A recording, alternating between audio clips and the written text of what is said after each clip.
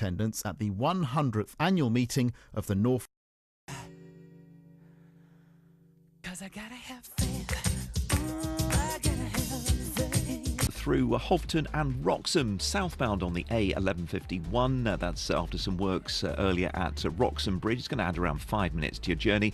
To the east of Horning, water main works are causing a few queues westbound on the A1062. A47 in Great Yarmouth, we've got queues building northbound to the Gapton Hall roundabout. Between Yarmouth and Bradwell on the A143, roadworks will slow you down eastbound on Beccles Road. And in Norwich, the worst of the queues so far are westbound on Queen's Road. If you spot anything else, or you can update us, call 0800 389 7321.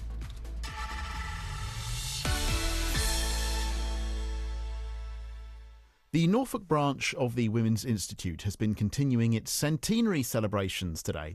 Hundreds of delegates have been in attendance at the 100th annual meeting of the Norfolk Federation of Women's Institutes, and that was held at the Theatre Royal in Norwich, just across the road from our studios here at the Forum in Norwich. So, during their lunch break earlier, I popped over the road to speak to Margaret Collingwood, the chair of the Norfolk Federation, and also to Lynne Stubbings, who's the national chair.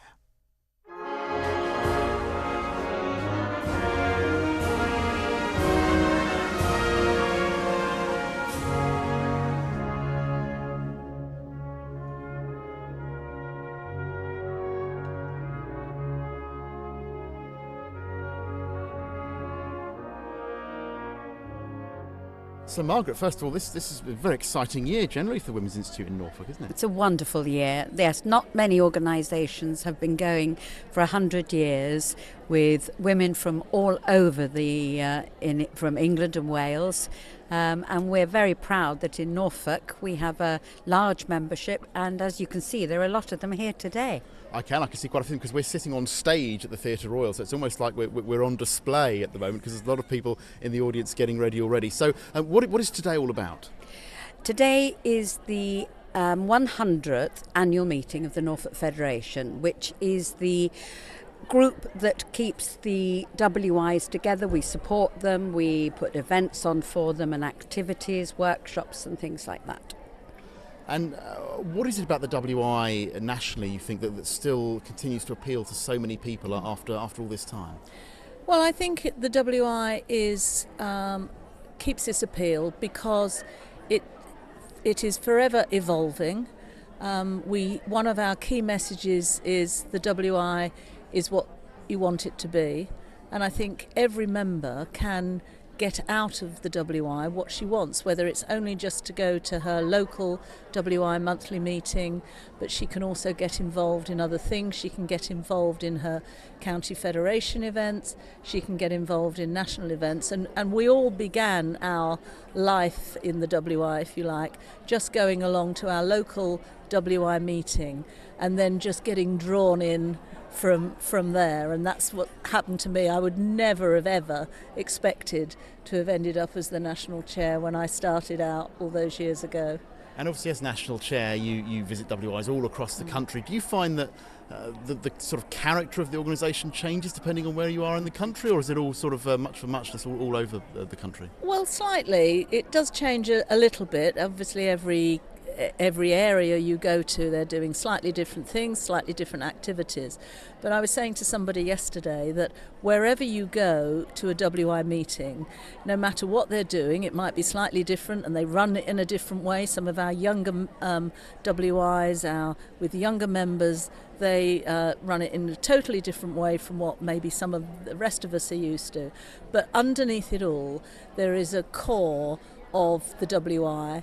And wherever you go and meet WI members, there is that immediate bond of friendship and camaraderie, and I think that's the essence of the WI, is that wherever you go and meet people, everybody has a common bond.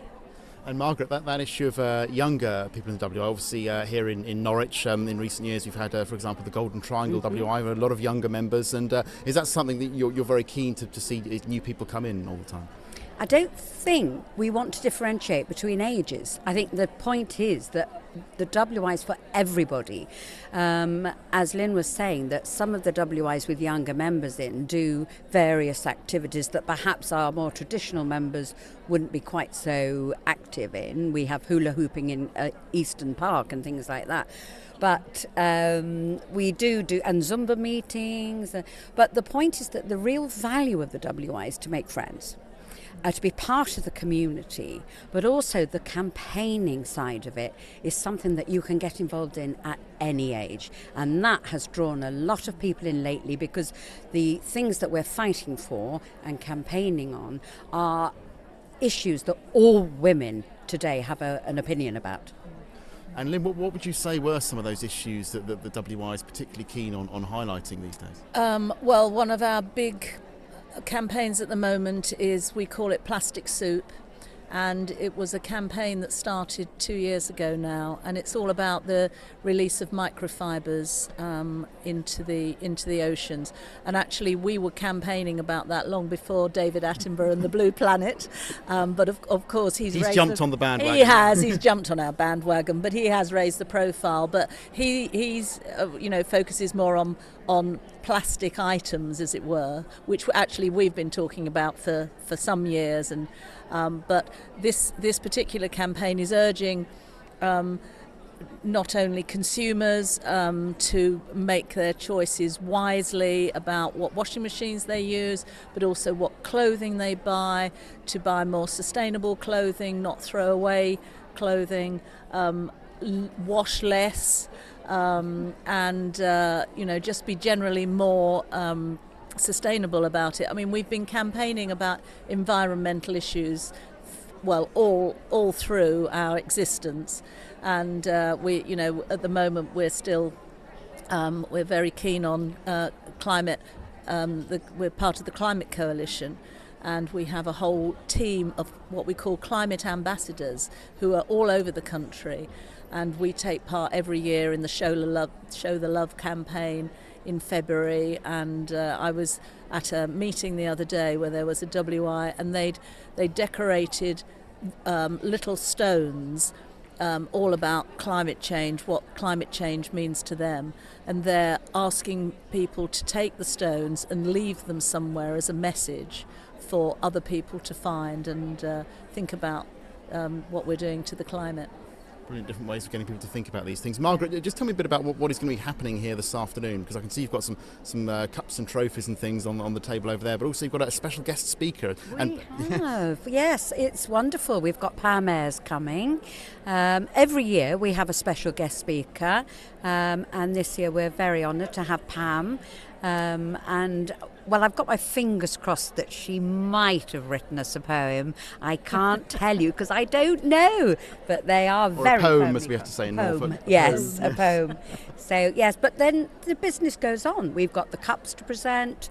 We've got accolades to give to WIs that we feel have achieved something special during the year, and that will continue everywhere, whether we're at the Theatre Royal or whether we're in a different location. And just finally, I must ask you both about the fact that obviously Norfolk is very special because Norfolk has a particularly prestigious member of the WI, doesn't it? Does that give you a great sense of pride, Margaret, that the Sandringham WI has a particularly well-known member? It always has. Right from when it began in 1919, and Queen Mary was the one who asked our national executive, as it was then, to come and start a WI in Sandringham. And from that time on, the royal family have given enormous amount of support to the WI. And of course, Alexander Armstrong was there in January as the guest speaker, and he got them playing pointless, I believe. Yes. Unfortunately, nobody was able to beat the Queen. No, it's mysterious that, Lynne, isn't it? How the Queen's team mysteriously won. Yes, it is. It is extraordinary that. But I gather she's a great pointless fan, so perhaps that's not so surprising. But does that royal support give you a great sense of pride? Oh, enormously. We had our national centenary 4 years ago, and we had a special garden party at Buckingham Palace just for WI members, 8,000 WI members. It was quite a sight. And then a few days later, the Queen, the Princess Royal and the Countess of Wessex graced us with their presence at our national annual meeting at the Royal Albert Hall. And it And it was one of the highlights of all my time in the WI when the Queen was on the stage and we sang Jerusalem with her. And the reception that she got was absolutely marvellous. She's very much loved within the WI, and we're so proud that she's a member. I should just quickly ask, Margaret, will there be a great chorus of Jerusalem later on here? Oh, you've missed it. Oh, no. It was You great. opened with it, did you? Yes, we always open it, and then we will close with God Save the Queen. Margaret Collingwood, chair of the Norfolk Federation of Women's Institutes, speaking to me at the Norwich Theatre Royal for their 100th annual meeting, along with Lynne Stubbings, who is the chair of the National Federation. It's just coming up to 4.